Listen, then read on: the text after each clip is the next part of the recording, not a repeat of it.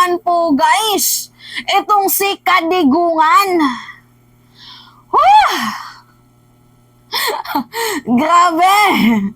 Talaga nga namang palalim na ng palalim ang mga sekretong naire-reveal. Diyos ko po! Ano yung una? Diba kung matatandaan nyo guys, parang isinuko na ni former President Rodrigo Roa Duterte ang bandera ng Pilipinas, lalo na sa parte ng Ayungin Shoal doon sa mga Chekwa.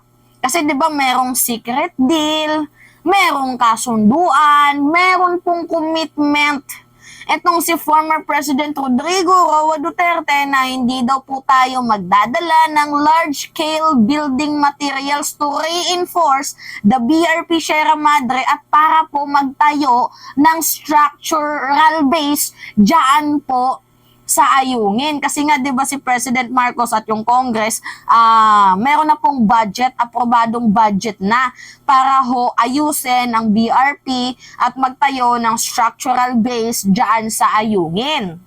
Yun nga lang, napapansin nyo na every time na nagkakaroon ng rotation diyan sa Ayungin, ang nangyayari, binobomba tayo ng water cannon, binabangga ang BFAR vessels natin, ang Philippine Coast Guard vessels natin, kasi nga, meron palang sinumpaan itong si former President Rodrigo Roa Duterte na hindi po pala tayo dapat pwedeng magdala ng large-scale building materials to reinforce para mag-ayos or para magtayo ng structural base doon sa Ayungin. Yun po yung pinakaunang revelasyon na nagulat tayo. And syempre, ano ba yung ginawa niya doon? Ano yung kapalit? 'Di ba yan yung pumasok sa isip natin? Kala ko, yun lang. Ngayon guys, nadagdagan na naman po.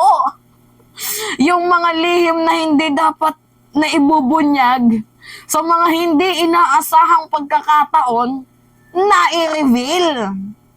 So ngayon guys, kumpirmado po itong balita na to na meron pong 36 Chinese serve in PCG auxiliary. So itong balitang to guys, kumpirmado po doon sa House hearing sa Committee on Transportation on Pending Bills. Itong mga Chinese aliens na to na voluntarily, 'di ba, na nagtatrabaho under the Philippine Coast Guard.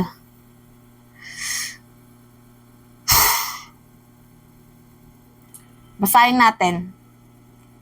So, upon questioning by Surigao del Norte Representative Robert Ace Barbers, Gavan revealed that 36 Chinese aliens not a Filipino-Chinese had volunteered and were accepted as part of the PCG auxiliary PCGA, raising concern from the lawmakers about their intention in doing so.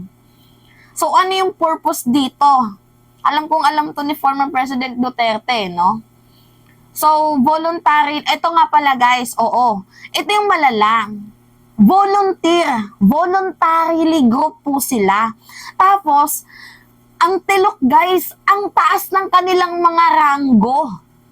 Tingnan nyo basahin natin I understand most of those recruits, those were Chinese, had the ranks of Brigadier General, Commandant, and they have overtaken the Coast Guard.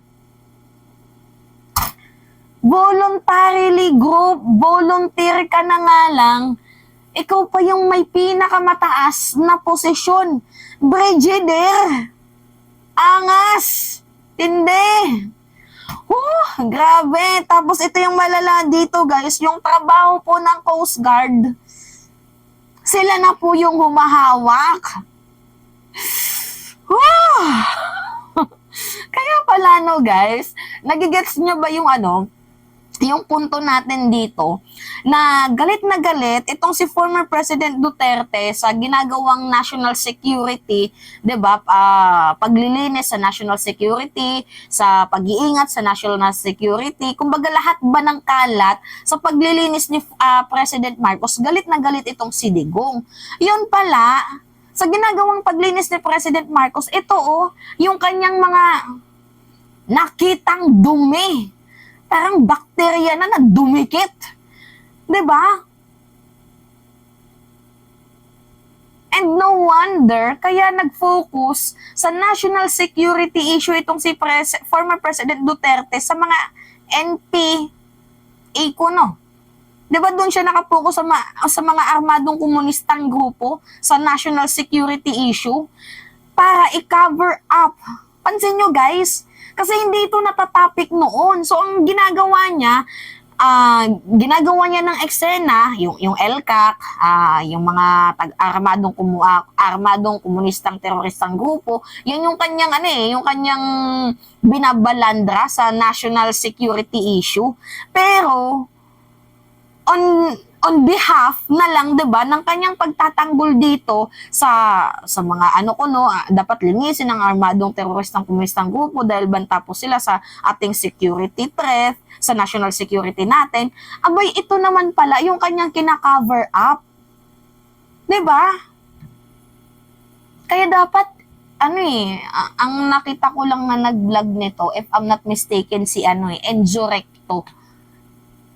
And yung views niya, kaunti pa lamang. So, hoping, hindi ko naman masyadong pinanood yun, pero binasa ko muna yung buong articles para makapag-isip din ako ng sarili kong comments. Iba din yung comments niya, I think, iba din yung comments ko. Pero, yung issue dito, dapat palakihin natin to, ikalat natin. 'Di ba kasi lahat nakafocus ngayon kay Kibuloy. Although, 2 years ago naman to, pero 'di ba, dapat sana mabayaran itong malaking pagkakasala na to. Oo nga pala, Senator Amy, under po ito sa iyong committee sa Foreign Affairs.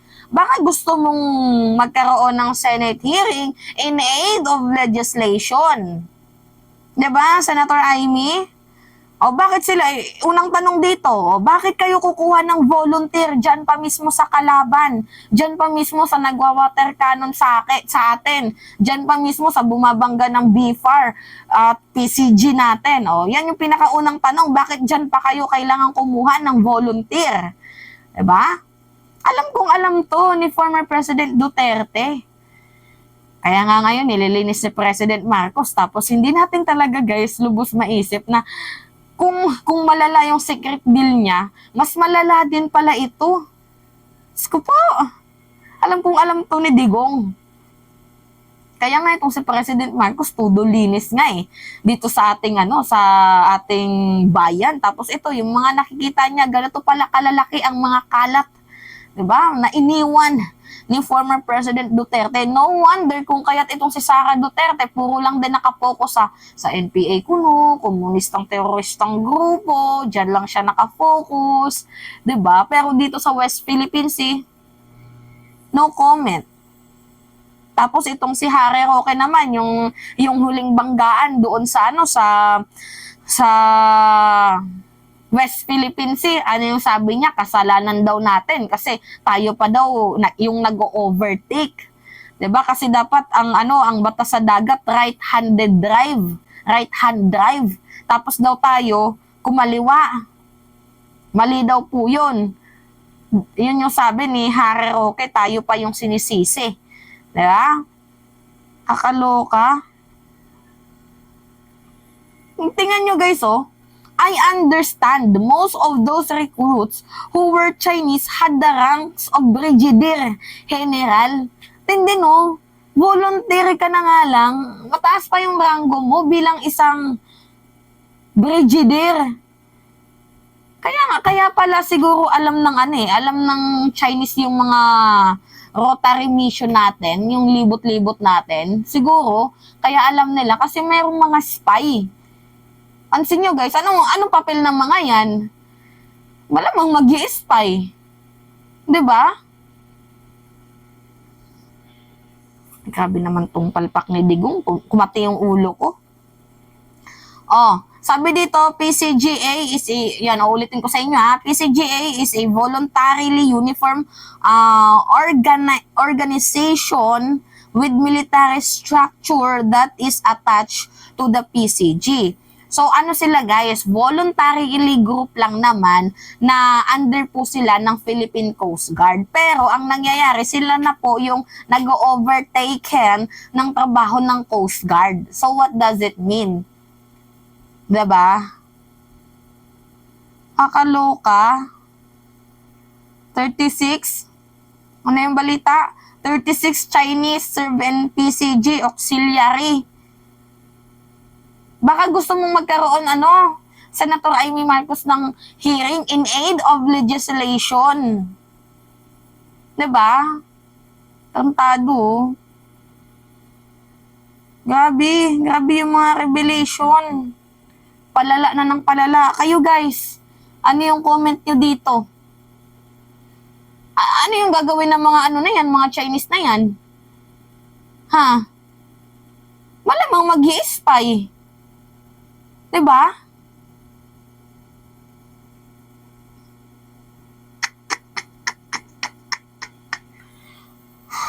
Kailangan ipakalap tong balitang to.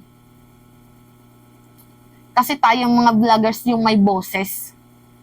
Kasi hindi naman lahat mahilig magbasa ng tabloid.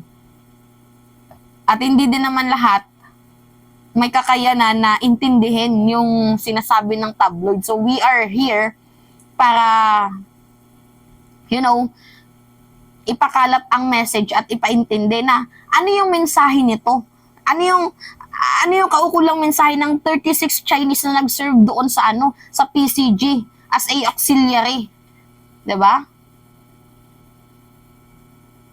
Kung hindi pa nagkaroon ng hearing, hindi pa to mare-reveal. Sko po.